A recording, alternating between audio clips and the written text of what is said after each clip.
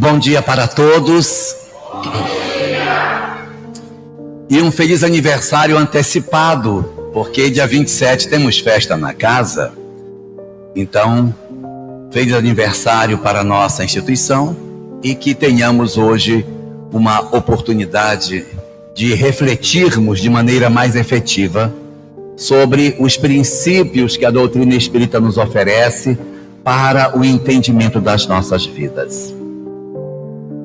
É exatamente na busca do entendimento das razões do sofrimento humano que, desde o princípio da história da humanidade, os grandes homens, os grandes pensadores se debruçaram para tentar entender a razão do sofrimento, a razão pela qual nós sofremos, as nossas angústias, as nossas dores.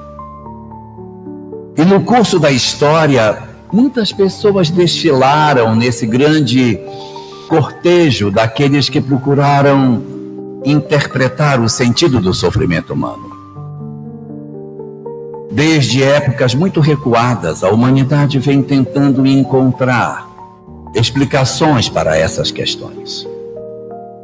O nosso governador planetário, ou seja, o espírito responsável pelos destinos do planeta, possui uma equipe bastante numerosa de emissários que ele envia à Terra para que tragam as notícias espirituais de maneira que a humanidade consiga encontrar conforto, para que ela consiga, de certa maneira, entender de uma forma mais profunda o sentido de todas as coisas.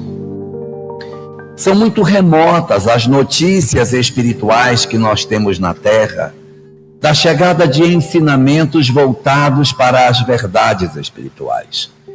Isso não surgiu agora. O conhecimento das verdades espirituais é muito antigo. Os princípios que a doutrina espírita apresenta não surgiram com ela, ao contrário. Doutrinas muito recuadas no tempo também falavam as mesmas coisas. E o próprio Livro dos Espíritos vai nos destacar o fato de que os seus princípios não são novos. O próprio Livro dos Espíritos, e vocês podem consultar em casa, em 3 momentos diferentes, ele vai dizer que sim, que a humanidade já teria tido acesso a esses saberes muito antes da doutrina espírita chegar. No item 222 de O Livro dos Espíritos, eu não falei pergunta, eu falei item, porque o 222 não é uma pergunta, é uma dissertação. Para quem esquecer o número, fica fácil lembrar, porque é o expresso que vai sair, não é? Vai sair o expresso da Central do Brasil. Qual é o número do expresso que vai sair? Vai sair o expresso 2222 da Central do Brasil. Então, em casa, vocês peguem o item 222 e leiam o primeiro parágrafo. Lá está dito que as verdades espíritas são muito antigas. Elas não surgiram. Reencarnação, imortalidade da alma, lei de causa e efeito, isso é velho. Isso é muito velho.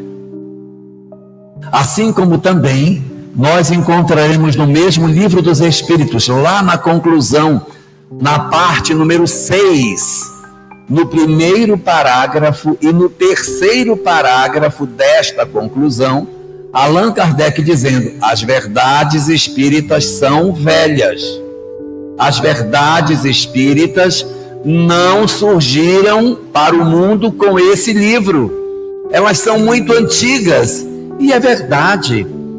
Desde tempos imemoriais, a humanidade vem tendo a chance de se encontrar com esse conhecimento. Nós temos livros que se perdem no tempo, alguns até que nós nem sabemos quando foi escrito, de tão velho que eles são, como os Vedas, escritos na Índia num tempo recuado que ninguém sabe dizer quando foi. Os Vedas são a obra mais remota na humanidade para falar sobre imortalidade da alma, sobre lei de causa e efeito, sobre reencarnação, sobre evolução.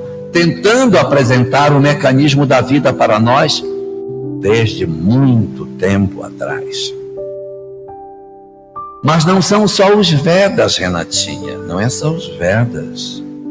Nós temos uma outra obra também na Índia, essa a gente tem data, que é o Mahabharata. O Mahabharata ele foi escrito 3.200 anos antes do nascimento de Jesus, portanto, 5.200 anos distante de nós. E no Mahabharata é toda uma história para nos falar sobre a questão da imortalidade. É um poema imenso, e nesse poema imenso que é o Mahabharata, tem um trechinho dele, dentro dele, que é o Bhagavad Gita, que é a hora em que Krishna aparece e traz as suas instruções. Do mesmo jeito que nós temos a Bíblia no Ocidente, nós temos o Mahabharata no Oriente. Do mesmo jeito que dentro da Bíblia tem o Evangelho, dentro do Mahabharata tem o Bhagavad Gita. Do mesmo jeito que o Evangelho fala de Jesus, o Bhagavad Gita traz os ensinamentos de Krishna. E o que Krishna vai falar? Que existe a imortalidade da alma, que existe a reencarnação, que existe a lei de causa e efeito, e todas aquelas verdades espirituais que nós bem conhecemos. Isso também vai ser apresentado no Egito Antigo por um outro personagem muito importante na história do conhecimento espiritual, chamado Hermes Trismegisto. Hermes Trismegisto viveu aproximadamente há 2.500 anos atrás e pregava o quê? Hermes falava da imortalidade da alma, da reencarnação, da lei de causa e efeito, da evolução. Esses mesmos princípios que a doutrina espírita nos apresenta, nós também vamos encontrar no pensamento de Krishna, e no pensamento de Hermes, e no pensamento dos Vedas. Mas nós temos também na Cabala judaica, que é um conjunto de conhecimentos secretos muito antigos, também as mesmas verdades. A Cabala judaica é estudada de maneira muito secreta pelos grandes sacerdotes do judaísmo, em épocas bem recuadas, anteriores à própria vinda de Jesus, a ponto de Jesus dizer a Nicodemos: és mestre em Israel e ignoras essas coisas? És mestre em Israel e nunca estudou Cabala, não, meu filho? Porque na Cabala estariam todas essas verdades apresentadas.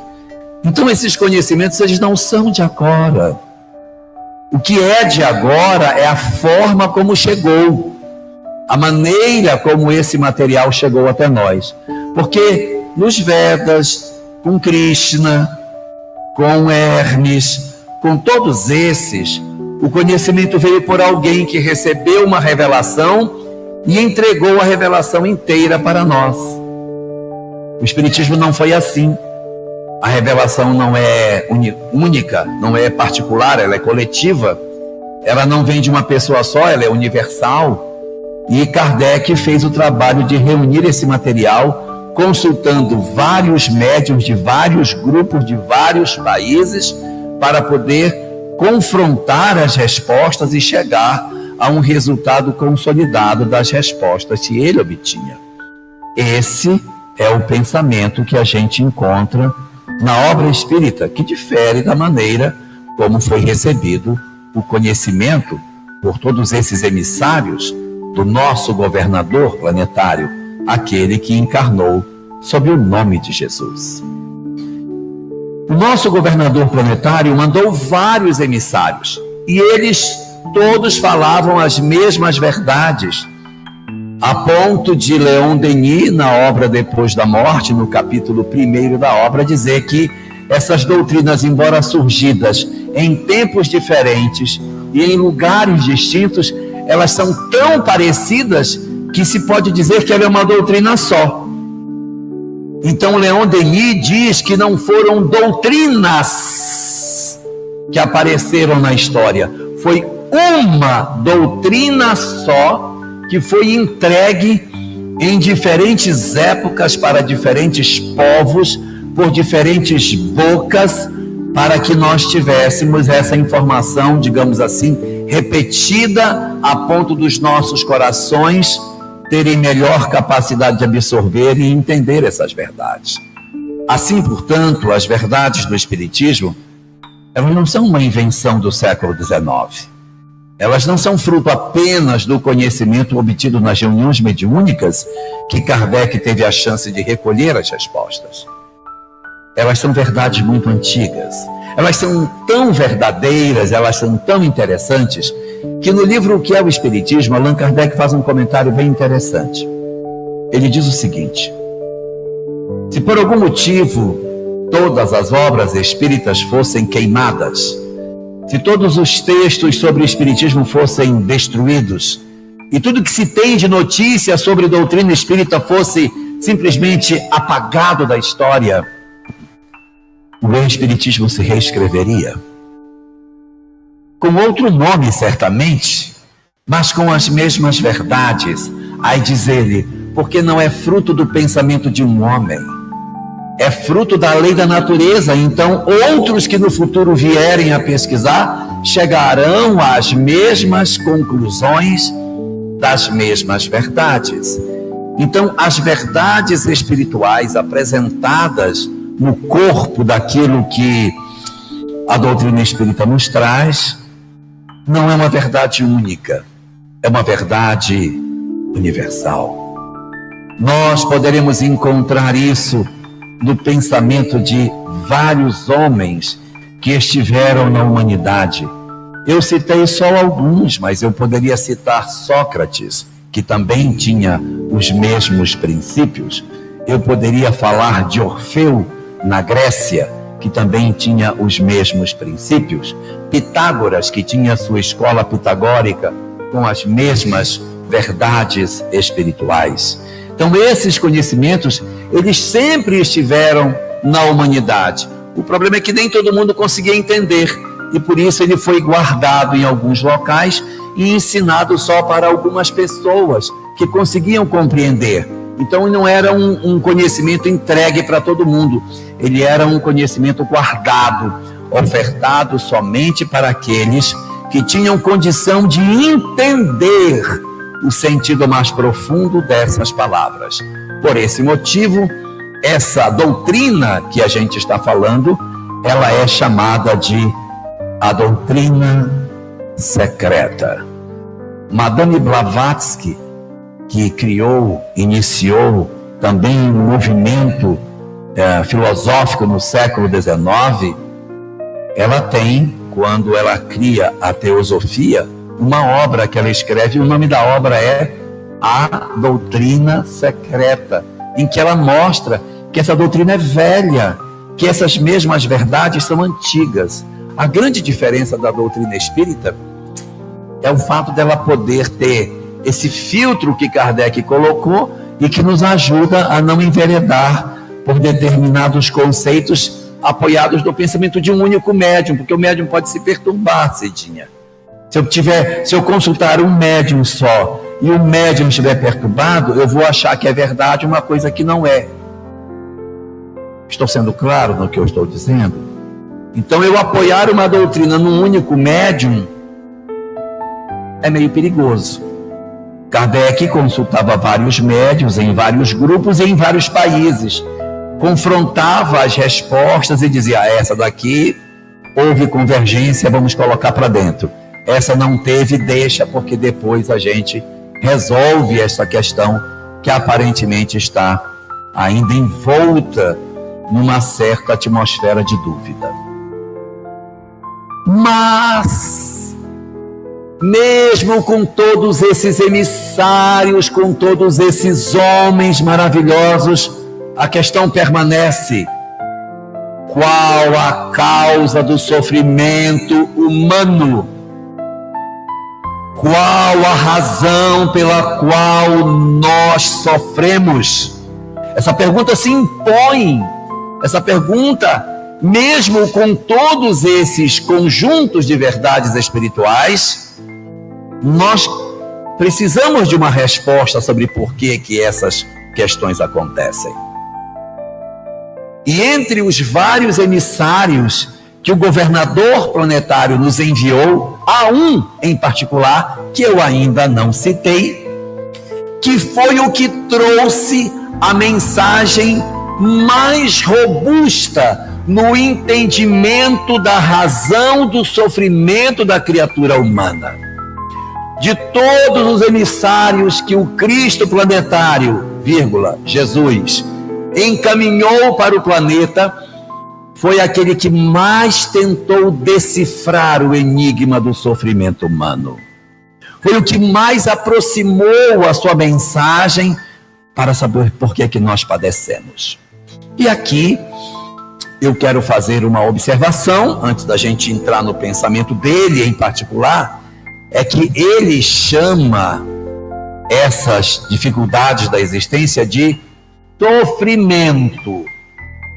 A doutrina espírita não chama de sofrimento, porque para a doutrina espírita, sofrimento é sofrimento e infelicidade é infelicidade.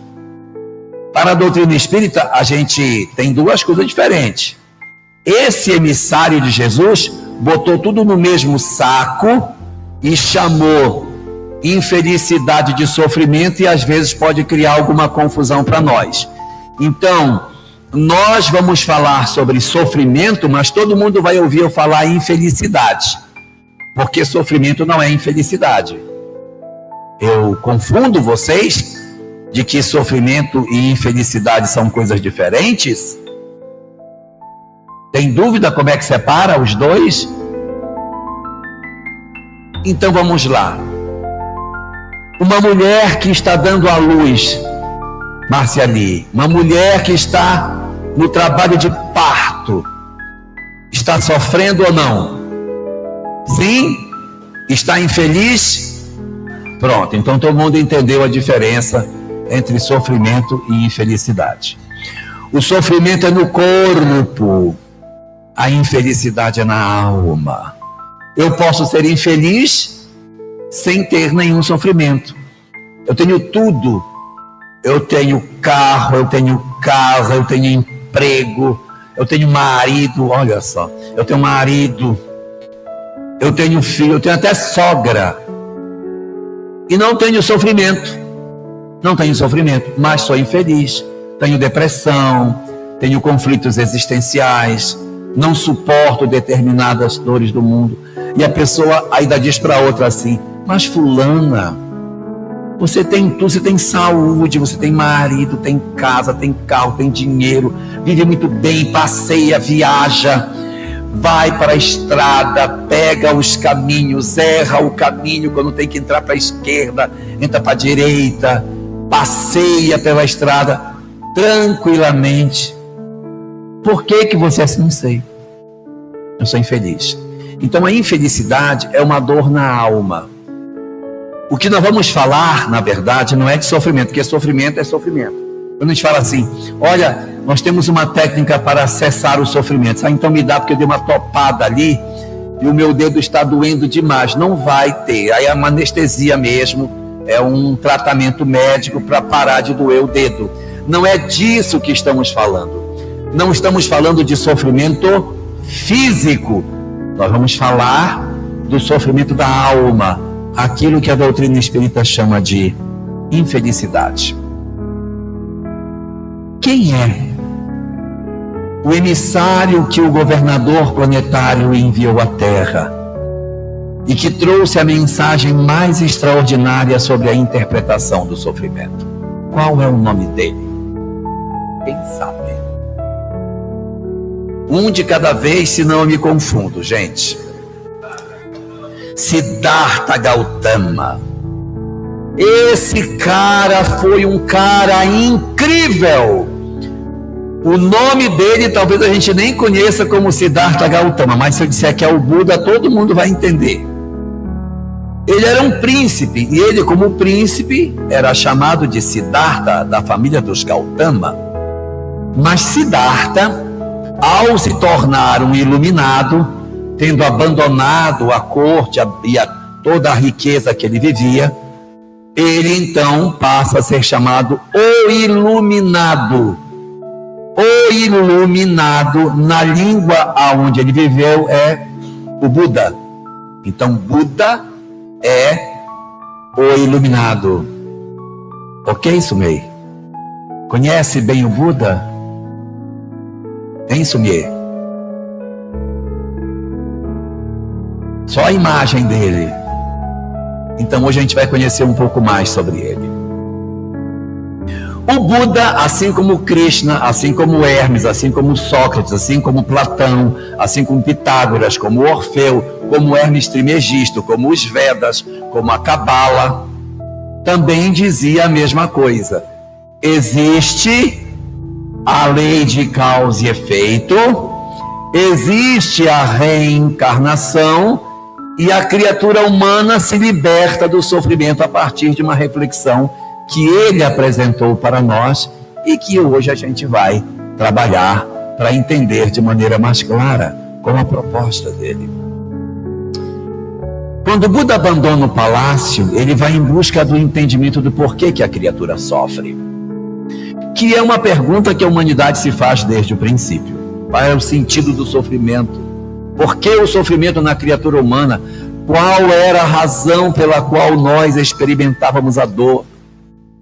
E nessa busca desta resposta para esta pergunta, o Buda vai construir um pensamento que está apoiado em 4 nobres verdades. São as 4 nobres verdades do Buda. Certamente, a maior contribuição que o Buda nos ofereceu para o entendimento do sofrimento humano. Hoje, nessa nossa celebração de aniversário, nós dedicamos essa palestra a ele especificamente, pela grandiosidade dos conhecimentos que ele nos trouxe e pela possibilidade de nos abrir a chance de entendermos a razão de todas essas coisas. O Buda apresentou para nós 4 nobres verdades. Qual a primeira? A primeira nobre verdade que o Buda nos trouxe. Porque veja, todo mundo falou de lei de causa e efeito, todo mundo falou de reencarnação, todo mundo falou de evolução, todo mundo falou, mas ninguém entrou no buraco do queijo como o Buda. Ele é diferenciado nessa questão. O Krishna vai para outro lado. O Hermes Trismegisto trata disso, mas ele aprofunda numa outra questão. Cada um vai para um lado. Mas o Buda se notabilizou pela questão do sofrimento em si.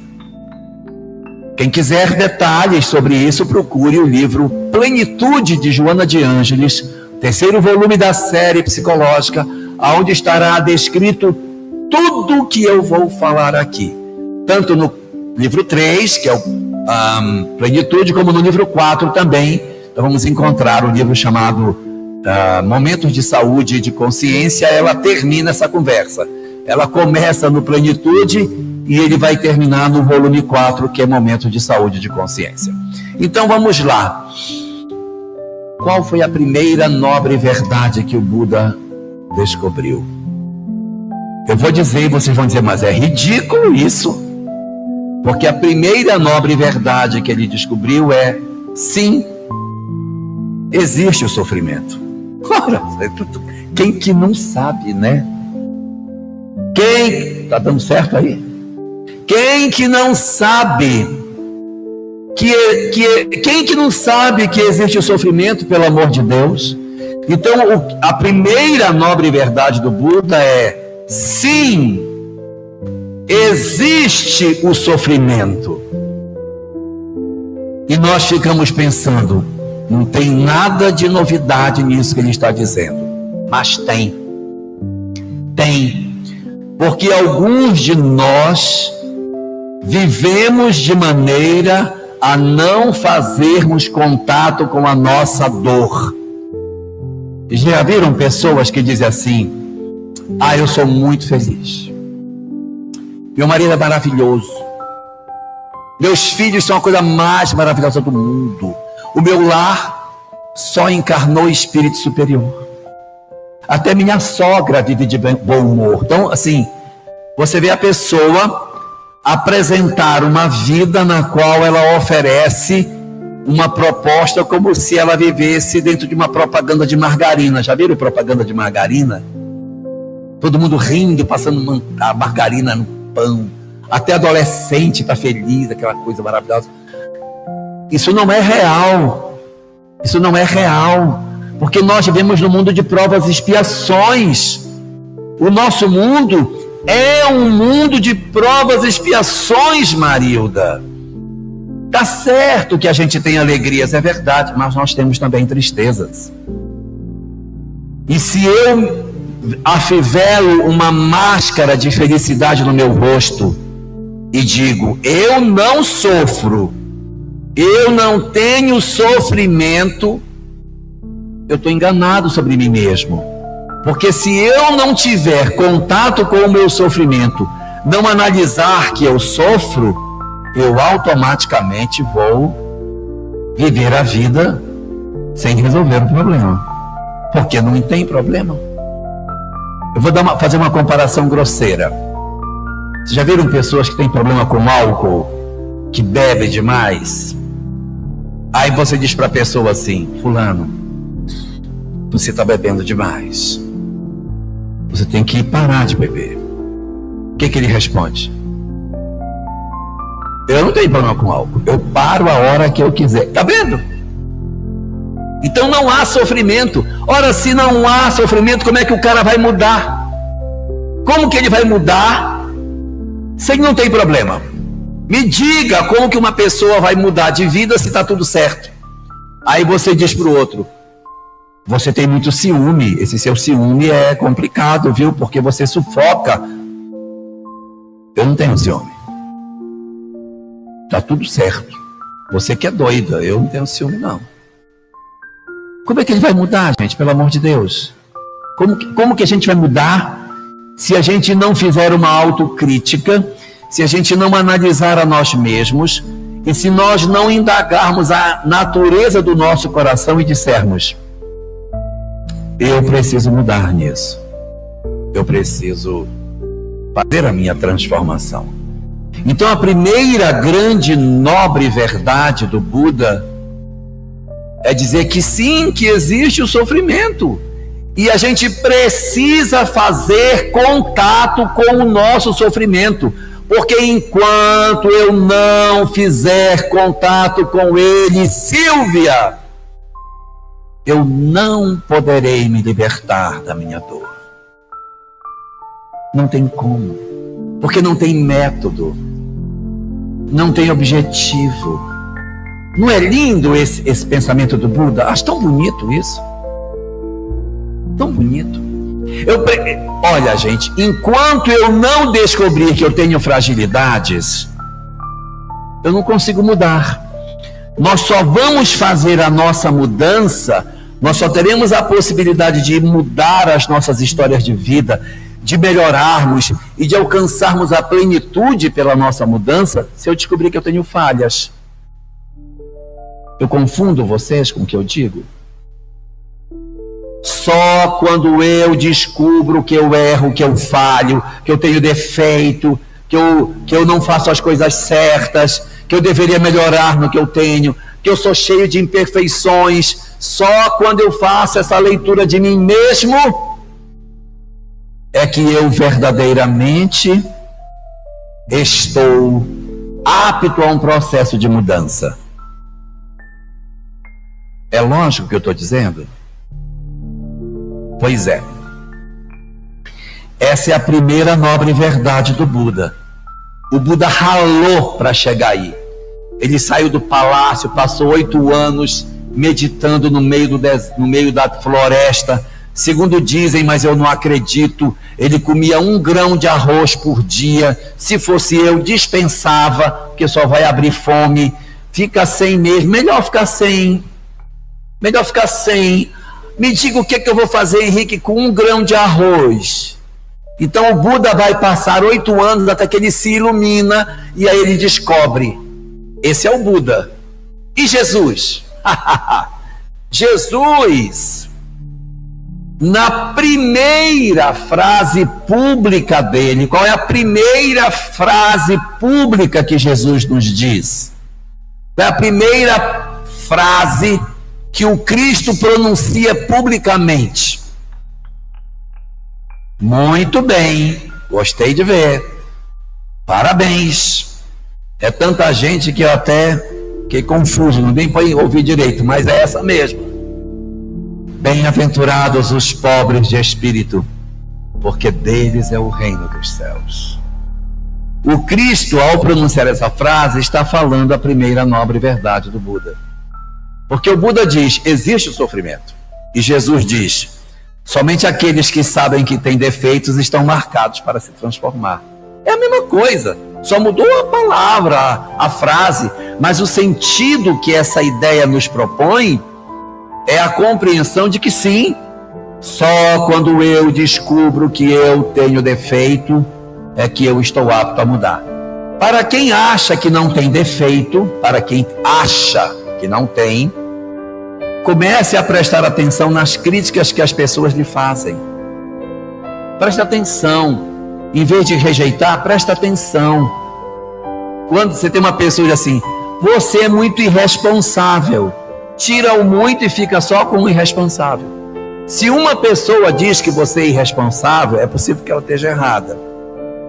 Mas se 10 dizem, acho que é bom a gente começar a pensar que a gente é irresponsável. Você é muito egoísta, tira o muito e fica com o outro.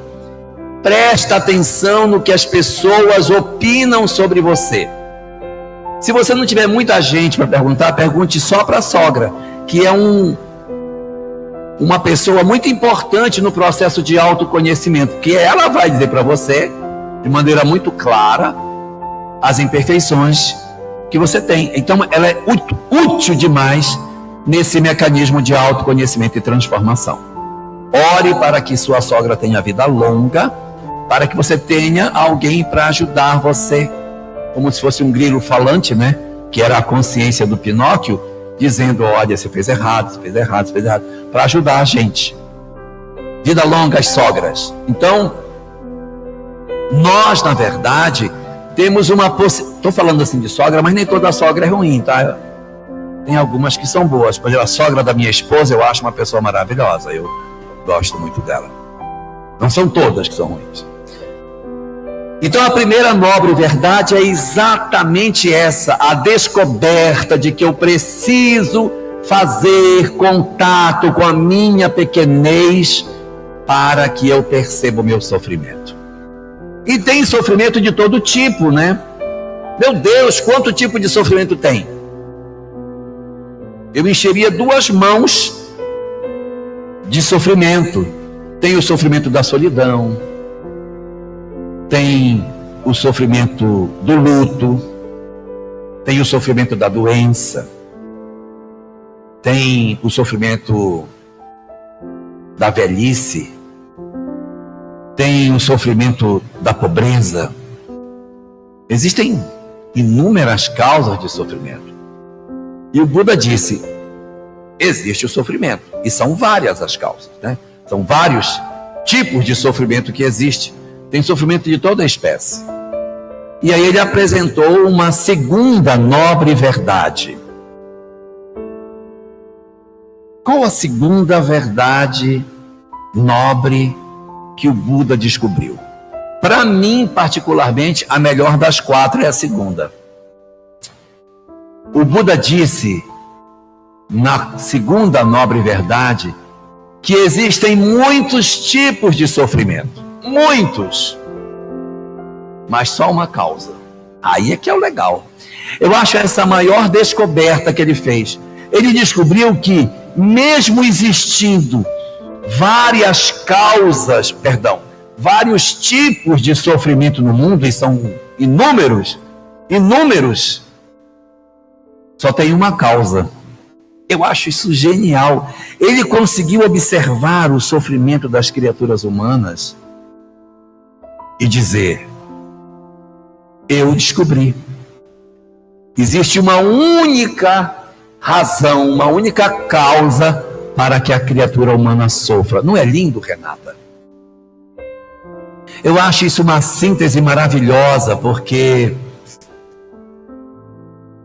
difícil você conseguir olhar tanto tipo de sofrimento diferente e dizer: tudo tem uma causa só. Tudo tem.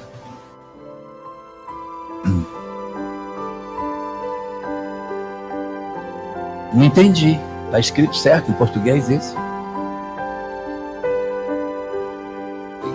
Mas ele não desliga, ele não tem coisa. Vamos continuar. A segunda nobre verdade é: existe apenas uma causa para todos os tipos de sofrimento. E aí você vai ler, né? Opa, vamos descobrir. E há uma coisa muito interessante: quando você começa a ler o pensamento de Buda, ele diz que é uma, mas são três. Uma coisa meio esquizofrênica, porque ele diz assim: é uma causa só. Aí você lê um texto do Buda e ele fala que é uma e diz qual é. E essa uma é uma. Aí no outro texto ele está dizendo que é uma causa só e esta uma é outra coisa. Aí depois você lê outro texto dele e só tem uma causa para o sofrimento, que é uma só e é outra. Então, é uma ou são três?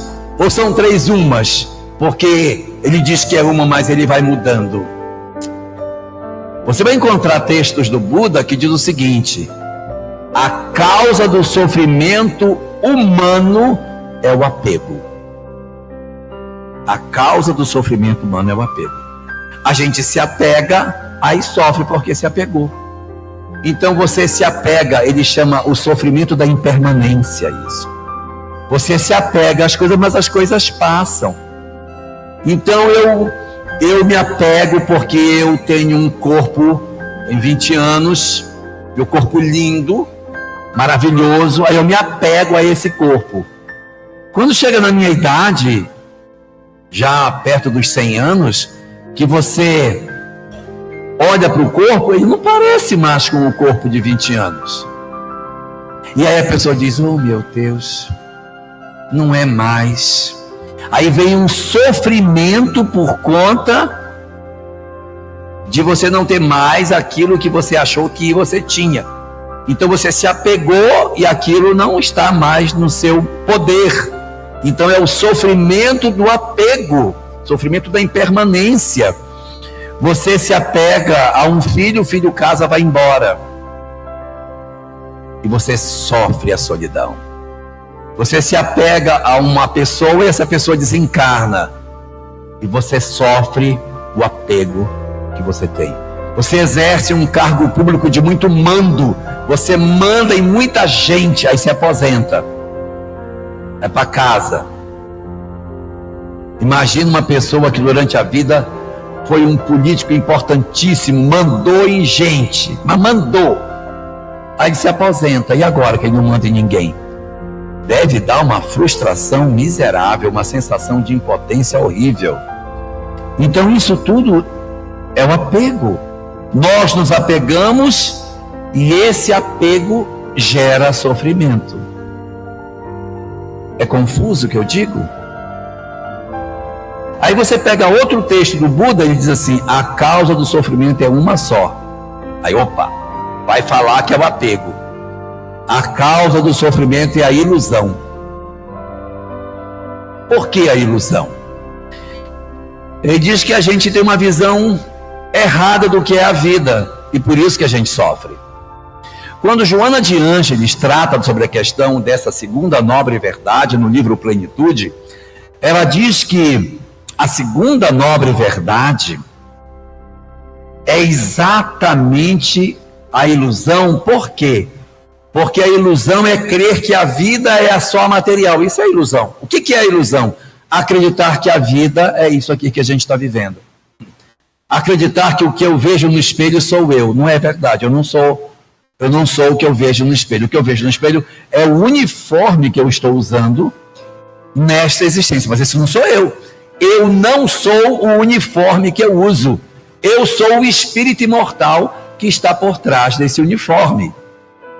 Então, a leitura que o Buda nos oferece É a compreensão de que todas as vezes que eu acho que a vida é somente vida material, eu me iludo, porque eu vou achar que isso é o que tem importância e não dou importância porque tem importância. Aí eu me atrapalho, porque eu vivo a vida para o lado material, não vejo a vida para o lado espiritual. Quando termina a existência, eu estou completamente perturbado, porque eu entrei num conjunto de sofrimentos pelo fato de eu achar que a vida é somente aquilo que os meus olhos veem. Isso é confuso o que eu digo? É claro? Marilda, está claro, minha filha? Deu para entender? Deu? Mas tá claro, meu filhinho? Então tá bom. Então, muito bem. Se o Buda diz que o sofrimento decorre da ilusão, inclusive a gente tem que vencer a ilusão. A hora que ele se ilumina é quando ele se liberta da ilusão. Quando ele vence a ilusão, chamada de Maya, quando ele se liberta de Maya, aí ele é então o iluminado. Mas você vai também ler outros textos do Buda que ele vai dizer que a causa do sofrimento é uma só. Aí você diz, vai falar que é a ilusão. Ou então vai dizer que é o apego. Pois ele diz que é outra coisa. Ele diz, a causa do sofrimento é o desconhecimento das leis espirituais. Quando eu não sei que sou um espírito imortal, que eu tenho reencarnação, que existe lei de causa e efeito, que existe a evolução, que a gente precisa se disciplinar, que precisa trabalhar o nosso eu para se libertar do sofrimento, eu sofro. Aí você diz, mas que raios? Afinal, é a falta do conhecimento espiritual? É a ilusão? Ou é o apego? Qual vocês acham que dos três é o certo? É porque tudo é uma coisa só. Quando eu tenho desconhecimento espiritual, eu acho que a vida é material, aí eu me iludo. Da onde vem a ilusão? Eu achar que a vida é isso aqui que eu estou vendo. E como eu acho que a vida é isso, eu me apego. Então eu tenho apego, porque eu sou iludido por desconhecer as coisas espirituais. No frigir dos ovos é uma coisa só. Não saber que somos um espírito imortal é a causa de todo o sofrimento da criatura humana. Se eu me lesse como um espírito que nunca morre, se eu soubesse que as pessoas que eu amo também são imortais, ainda que eu tivesse a saudade, que é legítimo ter saudade daqueles que desencarnaram, eu não me desesperaria, apesar da saudade. Eu teria saudade, claro, eu sou humano, mas eu não me desesperaria, por quê? Porque eu sei que eu reencontrarei com essa pessoa. Se eu tenho compreensão da vida imortal, quando eu observo as dores que eu atravesso na vida, as imposições que o meu corpo físico me oferece, as limitações que ele me dá, e eu compreendo que sou uma alma imortal que já teve várias encarnações, e que a limitação que eu passo hoje pode ser um processo expiatório, pode ser um processo missionário, pode ser um processo provacional, pode ser qualquer um dos três, eu conseguiria entender que isto é da existência, mas não é da vida. Eu não terei as minhas limitações orgânicas nas outras existências que eu vier a ter. Essas circunstâncias são desta existência. Elas vão passar. Assim como todos os outros dramas. Eu vivo um drama terrível familiar e vai acabar. O máximo que pode durar até o fim da existência, mas ele não dura a vida toda, dura só até o final da existência. Terminou a existência, aquilo acabou. Você não terá isso na próxima. A parte boa e a parte ruim, né? Porque nós já sentamos em tanto trono, nós já tivemos tanto dinheiro, já usamos tantos mantos, já tivemos arcas cheias de tesouros, Já tivemos tantas moedas, tanto dinheiro. Cadê uma delas? Me dá uma moedinha dessa. Não tem nenhuma moeda dessa. E a gente se mata, morre por uma coisa que nem vai ficar conosco. Então todas essas riquezas ficaram para trás. Eu não tenho mais o dinheiro que eu corri tanto atrás, matei gente para ter dinheiro. Tem nenhuma questão dela. Ficou. Se da mesma forma as minhas riquezas não estão mais comigo, os meus dramas também não estão. Eles ficam. Quando a existência termina, eles vão ficar para trás. A gente volta para o mundo espiritual, desatrelado dessas questões que foram os grandes instrumentos de preocupação e até de sofrimento durante a existência física. Então esta é a segunda nobre verdade que o Buda descobriu. A primeira, existe o sofrimento. A segunda, existe uma causa para o sofrimento, que eu vou dizer que é o desconhecimento das coisas espirituais. Terceira nobre verdade. A terceira nobre verdade, para mim, nem precisava ter, mas tem, então eu vou dizer. A terceira nobre verdade é: existe uma forma de nós cessarmos o sofrimento. Como eu faço para cessar o sofrimento? É uma questão de lógica. Terceira nobre verdade, vocês têm a resposta. Como que eu faço para cessar o sofrimento?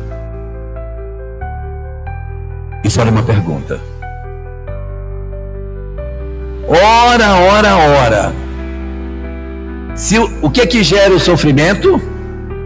Desconhecimento das leis espirituais. Como que eu cesso o sofrimento? Reconhecendo as... eu fiquei assim pensando no Buda. Se eu fosse ele, fazia só 3.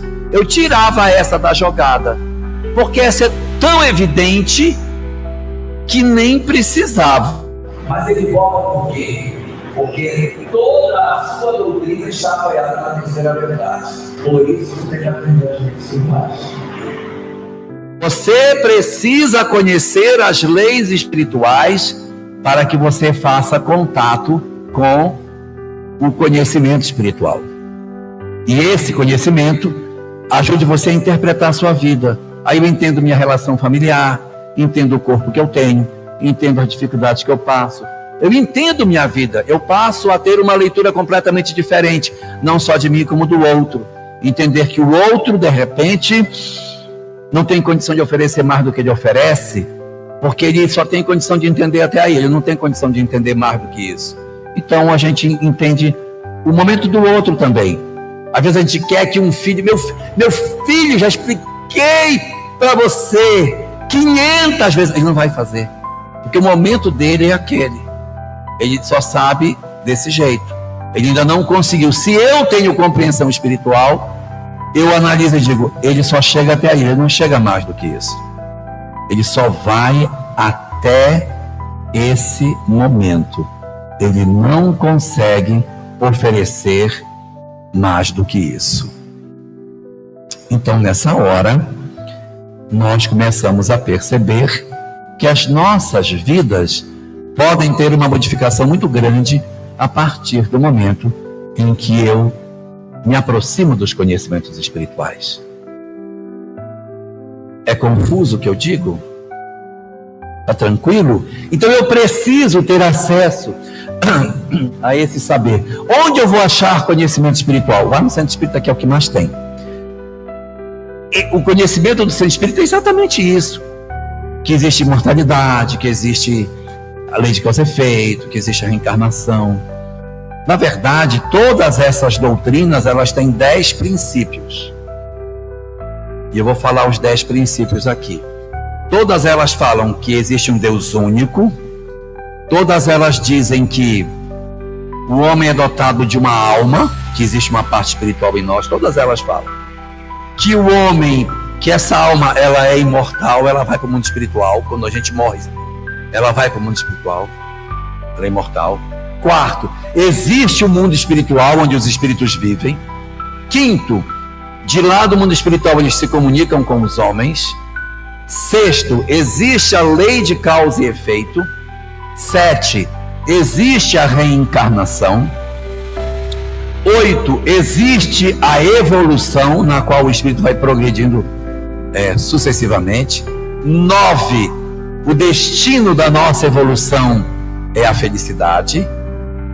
E o último deles, felicidade não é um dom gratuito, é uma conquista. E a gente conquista a felicidade a partir do experimentar do amor. Quanto mais amor eu vivo, mais feliz eu sou. Quanto menos eu amo, não vai ter jeito, não vai ser feliz. Só vai ser feliz quando amar. Esse é um impositivo da lei de Deus. Essas 10 verdades compõem o arcabouço da doutrina secreta que todos esses grandes iniciados nos trouxeram. E eu quero aqui fazer um parêntese para dizer que nós não podemos nos iludir que o simples conhecimento espiritual é suficiente para nos libertar do sofrimento. A gente precisa do conhecimento espiritual, mas ele não é garantia de que se libertou. Ou eu tenho conhecimento espiritual, estou livre do sofrimento. Eu posso ter conhecimento espiritual e não estar livre do sofrimento. Na caminhada do espírito na direção da libertação do sofrimento, existem 5 etapas. 5 etapas da libertação do sofrimento. Etapa número 1, eu não acredito em nada. É tudo mentira. Só existe o mundo material, eu não acredito em nada fora da matéria. Só tem aquilo que os meus 5 sentidos apreciam. Esse é o nível primeiro. A pessoa chegou até aí e ela não enxerga mais nada. Nível 2, a pessoa diz: não, tem sim. Deus existe? Tem. E nós temos que cultuar o nosso Deus. E nós vivemos uma religiosidade extremamente ritualística. Eu tenho um ritual que eu sigo, uma roupa que eu uso, uma dança que eu faço, um ritual, uma liturgia para a adoração do meu Deus. E quando eu visto essa roupa, eu faço esse ritual, essa dança, esse cântico, eu digo: adorei meu Deus, estou maravilhoso, porque eu fiz um culto exterior para cultuar o meu Deus. E isso é um progresso em relação ao primeiro nível. Está no segundo nível, já tem uma religião que é exterior, já é um progresso, até o ponto em que a pessoa diz: isso aqui é tudo errado, não tem nada a ver, que esse ritual não leva a nada. O que leva, na verdade, é o conhecimento espiritual. Aí ele olha para o de trás e diz: é um ignorante, que faz um monte de ritual que não precisa para nada. Eu não, eu sou uma alma esclarecida, porque eu sei das verdades espirituais. Está tão lascado quanto o outro, porque o outro está fazendo com sinceridade, na fé singela que ele tem, ele está se conectando a Deus. Deixa o outro ser feliz na fé que ele tem, porque nós não temos o direito de criticar a fé de ninguém. E quem está nesse terceiro patamar, e eu disse que são 5, então já tem 2 para frente. Quem está no terceiro patamar acha que está no patamar mais alto. Meu Deus, eu estou no patamar que é o topo, ninguém é melhor que eu. Por quê? Porque eu estou no conhecimento. E aí eu digo: você não sabe de nada, minha filha. Você sabe de reencarnação? Você não sabe de nada, você é uma ignorante. Você é uma ignorante. E muitos de nós nos vestimos com a capa da soberba, porque somos detentores do conhecimento espiritual. Ai de nós, quando achamos que pelo simples fato de eu deter o conhecimento espiritual, eu sou uma alma poderosa. Conheço muitas pessoas que conhecem as leis espirituais e ficam debruçados na janela da vida, vendo os outros e olhando a vida. Não, mas por que o espírito sofre? O espírito sofre porque, na verdade, quando ele reencarnou, ele trouxe os problemas do passado e pronto, como se ele fosse uma espécie de juiz do mundo, como se ele fosse um um filósofo, mas aquilo não mexe nada moral da vida dele. Ele não entende uma consequência moral do saber que ele tem. Ele só sabe, mas isso não significa nada. Ele apenas tem o conhecimento, mas a vida dele, aquilo é igual saber matemática. Ele sabe da lei de causa e efeito? Não, da lei de causa e efeito. Ah, mas se o cara tem... Não, mas ele pode... Não, o espírito nessas coisas, ele pode ter isso, pode ter aquilo. Igual matemática. Não, aqui você tem que aplicar logaritmo. Tem que cortar para cá, corta lá, corta aqui. Eleva dos dois lados, é elevado a x. Então vai dar... Então pronto. Mas aquilo, quem é que fica... Olha, eu vejo uma conta, eu choro quando... Não faz uma conta de matemática, um cálculo de geometria, e o cara analisa as leis espirituais igual ele está estudando biologia, química, sei lá o que. Nível 3. Nível 4, ele diz: coitado desse que sabe as leis espirituais e não entende as consequências morais que tem. No nível 4, eu sei que tem as consequências morais. Eu sei que tem. E eu digo para o meu filho: cuidado com a tua vida, hein?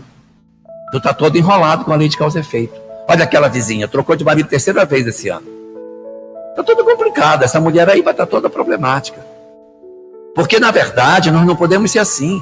O homem precisa mudar. Nós temos que ser... Esse conhecimento não é para que os outros aqui atrás faziam. Eu, que estou no patamar número 4, estou aqui no 4, é o meu dedo para apontar os outros. Esse está errado, esse também está errado. Olha o outro que faz. Então eu viro o juiz das criaturas. Eu dou conselho para todo mundo. E eu acho que o meu papel é salvar as pessoas. E eu vivo para estabelecer regras morais para os outros. Eu viro uma espécie de moralista. Sua vida está errada, hein? Vai ter muito problema com a lei de causa e efeito. Muita obsessão na sua costa, hein? Presta atenção. Está vivendo de maneira que vai ser muito perturbado. Então, eu tenho uma leitura, mas a leitura é para olhar a vida do outro. É para olhar as pessoas. Por quê? Porque eu estou nessa dinâmica. Não creio em nada. Tenho uma crença puramente ritualística. Tenho o conhecimento espiritual só como saber. Agora já sei que tem consequência moral e fico julgando os outros, até chegarmos no 5º nível. O 5º nível é quando a gente diz assim: eu não tenho mais interesse de mudar o mundo, estou focado em mudar a mim mesmo. O meu foco é na minha transformação. E eu aceitei que eu tenho que aceitar o outro do jeito que o outro é. Que eu não tenho o poder de mudar a vida de ninguém, que cada um muda a si mesmo. E que o conhecimento que eu tenho é para que eu entenda o outro no padrão que ele está. Isto é o que nos acontece quando nós temos a possibilidade de descobrir como usar o conhecimento espiritual. O conhecimento espiritual sozinho não salva. O conhecimento espiritual só vai salvar se você conseguir aplicar esse conhecimento na sua transformação, sem ficar julgando os outros. Chico Xavier tinha uma frase boa disso, que ele diz assim: eu dou aos outros o direito de serem como são, e a mim o dever de ser cada vez melhor. Então eu dou ao outro o direito de ser como eles são, mas a mim o dever de ser cada vez melhor. Eu estou preocupado comigo, porque eu não vou salvar ninguém. Eu estou preocupado em eu melhorar. O outro é uma questão dele. Eu posso influenciar, mas eu não vou ser o transformador da vida de ninguém. Cada um salva a si mesmo. E eu só falei de 3 verdades e o tempo acabou, mas eu vou falar da 4ª, porque vocês vão falar que vocês vão só depois para casa. Mas vou falar rapidinho a 4ª verdade. A última das nobres verdades é porque, quando ele disse o conhecimento espiritual é o que liberta o homem do sofrimento, as pessoas perguntaram: e como a gente aplica isso? Como que a gente faz isso? E a 4ª nobre verdade é: existe um método prático para nos libertar do sofrimento. E eu vou falar desse método. Vocês não vão sair porque eu vou terminar. E esse método tem 8 partes. Mas eu vou falar as 8 rapidinho.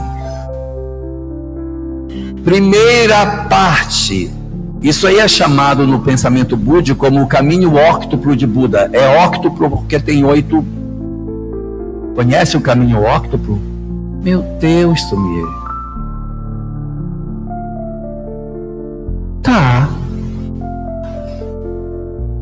Tá bom. Caminho óctuplo de Buda. 8 passos. Passo número 1. Crer corretamente. O que é crer corretamente? É você acreditar conforme as leis espirituais. Esse é o primeiro passo. Se você não tiver esse, nem vai para os outros que não vai dar certo. Primeiro, você tem que conhecer lei de causa e efeito, reencarnação, imortalidade, mediunidade, obsessão, mundo espiritual. Você tem que conhecer as leis espirituais. Quem quiser executar o primeiro passo, venha para o Centro Espírita, aqui para o Chico Xavier. Que dia que é o estudo? Segunda-feira? Venha segunda-feira participar das reuniões de estudo para se apropriar só do primeiro passo. Os outros vai ter que ser em outro momento, mas o primeiro passo, que é se apropriar disso, é no grupo de estudo. Uma vez que você está já tendo dado o primeiro passo, você está pronto para dar o segundo. Segundo passo, pensar corretamente. O que é pensar corretamente? É o meu pensamento ser coerente com aquilo que eu acredito. Eu já não tenho a crença correta, então se eu já tenho a crença correta, agora eu tenho que pensar corretamente. Como é que eu penso corretamente? É quando eu paro de dizer assim, a minha vida é uma desgraça mesmo. Se Deus existe, Ele não lembra de mim, porque eu estou num sofrimento desgraçado. Eu acho que nem tem, não pode. Se você tem crença correta, o pensamento tem que ser correto. Eu não posso mais dizer assim, mas esse marido que Deus me deu, meu Deus do céu, é uma cruz que eu carrego. E não posso mais, porque agora eu tenho que pensar corretamente. Eu tenho que pensar de maneira coerente com aquilo que eu acredito. Eu confundi? Ser obrigado a transformar seus pensamentos.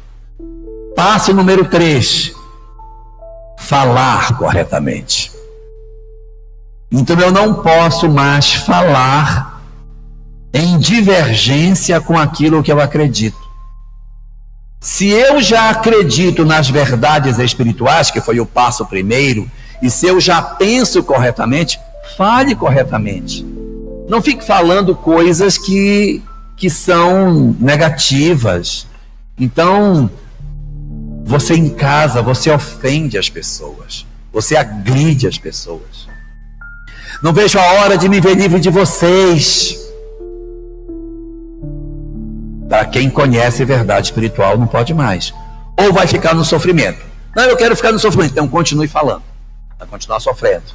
Para se libertar do sofrimento, tem que educar a boca para falar somente aquilo que é produtivo, aquilo que é bom. A gente não ficar com reclamações, com ironias. Nossa, hein? Hoje aqui em casa eu acho que vai ter visita. Que você fritou até um ovo, deve ser, diminuindo as pessoas, mas você não tem jeito mesmo, né? Você é a pior pessoa do mundo para conviver. Você é uma desgraça na minha vida. Você é uma cruz que eu carrego, desgraça. Não é legal. E esse é só o terceiro, que são 8. Quarto, primeiro, crer, pensar, falar, e o quarto, agir corretamente. Se eu tenho um conhecimento espiritual, eu não posso mais agir de maneira incorreta, gente. Não, mas é só uma corrupçãozinha, é só uma corrupção. Vai trabalhar numa equipe, de uma comissão de licitação. Não, mas eu vou roubar só essa vez. Só um pouquinho. Um pouquinho, faz mal. Vamos agir corretamente. Eu tenho que agir de acordo com aquilo que eu acredito. Para quem não percebeu, o Buda está falando coisas que a gente ouve na Igreja Católica, quando diz pensamentos, palavras e atos. Não é assim? É o Buda. Pensar, falar e agir corretamente. Já falei 4. 5, não basta agir corretamente. Tem que viver corretamente. Porque agir é só um momento, né? Eu agi agora, aí não agi nos outros, depois agir de novo. Não. É agir corretamente. É viver corretamente. Agora você vai viver. A vida vai ser coerente com aquilo que eu acredito para libertar do sofrimento. Então eu paro de pensar, paro de falar e paro de agir para poder viver corretamente. Viver de maneira digna. Aí a gente vai tirando a mágoa, vai tirando o remorso, vai tirando o ressentimento, o ódio, porque eu vou revendo os meus conceitos, vai se libertando de tudo isso. 6, é preciso ter um modo de viver correto. Não basta viver, mas ter um modo de viver que seja correto. Um meio de vida que seja correto. E nesse meio de vida, é como que você se relaciona com a sociedade, como que você se relaciona com a vida, o seu emprego, a sua maneira de viver com os outros, as suas relações. Não é só eu sozinho, não. A minha relação com as pessoas. Então é o meu modo de viver, na maneira que eu lido com meus parentes, com os meus vizinhos. Eu sou iluminado, agora meus vizinhos são tudo horrorosos, uma desgraça. Tomara que caia um meteoro só no terreno dele e afunde com a casa dele. Não, eu vou viver com as pessoas. Ah, mas eles são diferentes de mim. Convive com quem é diferente, cara. Aprender a conviver com quem é diferente de nós. Aceita o outro do jeito que o outro é. Nós temos muito a ilusão de que a transição planetária vai ser uma virada de chave, que a gente vai dormir demônio e vai acordar todo mundo anjo. Não é verdade. A transição planetária é 1 a 1. Neste salão aqui já tem gente que já é regeneração. Quem decidiu perdoar, quem decidiu viver em paz com os outros, quem em casa valoriza os parentes, quem já consegue fazer uma conexão com Deus, já está na regeneração. Regeneração não é mundo superior, é quando eu decido ter uma visão espiritualizada de vida. Tem alguns de nós que ainda estamos em transição. Aquele anjinho do pé torto, das asas chamuscadas, a gente já faz umas coisas certas, mas de vez em quando faz umas erradas, está em transição. E tem alguns de nós que somos ainda mundo de provas e expiações. Aqui dentro, provas e expiações. Que diz assim: eu odeio com toda a força da minha alma. Esse ainda vai demorar para resolver. Ainda precisa do conhecimento espiritual para pensar corretamente, para falar, para agir, para viver e para ter um modo de vida na relação com o outro, com os outros na sociedade, de maneira digna e correta. 7, Kaizen. O que é Kaizen? Olha, Sumier, você é Nisei, Sansei ou não sei? Hã? Sansei. Ah, então tá bom. Kaizen significa melhorando sempre. Sempre melhor. Kaizen. Tem uma técnica que chama Kaizen, que você todo dia na empresa tem uma coisinha, vai melhorando. Kaizen significa esforço pequenininho todo dia, quando você vê construir um edifício grande. Às vezes você vê pessoas que fazem trabalhos grandiosos, você visita a mansão do caminho, lá do Divaldo, meu Deus, como é que você construiu uma cidade? Kaizen. Não começou hoje? Todo dia ele botou um tijolo. Todo dia fez um tijolo. Quando você olha, você vai aqui em Votuporanga ver a obra do Divaldinho. Meu Deus, como é que esse cara fez tudo isso? Kaizen. Todo dia ele botou um tijolo. Depois de décadas, você olha para trás, está lá o trabalho grande feito, né? Então, o 7º passo é melhoria contínua, é esforço correto, que ele chama. Esforço correto é aquilo que Allan Kardec dizia: trazer todo dia algo de melhor que não tinha na véspera. É estar sempre melhorando. Pronto, eu já evoluí. Eu vejo uns espíritos, acho tão engraçado. Tem uns espíritos assim: não, já melhorei muito. O que está faltando eu vou deixar para a próxima. Na próxima eu termino de fazer. Gente, na próxima vai nascer lá no Afeganistão, vai ser muçulmano, vai mudar como, pelo amor de Deus, que não vai nem saber de reencarnação. Vai nascer lá em Bangladesh e não vai ter acesso a nenhuma literatura espírita, vai saber como. Então faz agora, pelo amor de Deus, enquanto pode. Caminhai enquanto tendes luz, dizia Jesus. Caminhai enquanto tendes luz. E a gente não deve empurrar com a barriga para amanhã, porque a gente não sabe. Daqui no Brasil a gente vai para um monte de lugar. Não vai ficar aqui nessa sopa que a gente está. Vamos para um monte de lugares. E nessas reencarnações, nesses lugares, de repente a gente nem vai ser espírita, mas vai tentar dar uma arrumada no que puder em algumas sociedades por aí. Não é, Cleide? Cadê a Cleide? Sumiu. Aquelas sociedades nas quais as pessoas são brutas, né, Cidinha? Que a pessoa diz: o que é? Não? Que a pessoa vai fazer um pedido num restaurante, num lugar qualquer, o garçom maltrata e diz: psiu. Ontem nós estávamos conversando e o pessoal contando que num outro país, não o nosso, a pessoa estava almoçando, aí disse para o garçom: olha, eu já pedi a conta, mas ela não chegou, dá para você ver a conta lá para nós? O garçom virou e disse: calada, vai esperar a conta que nem todo mundo está esperando.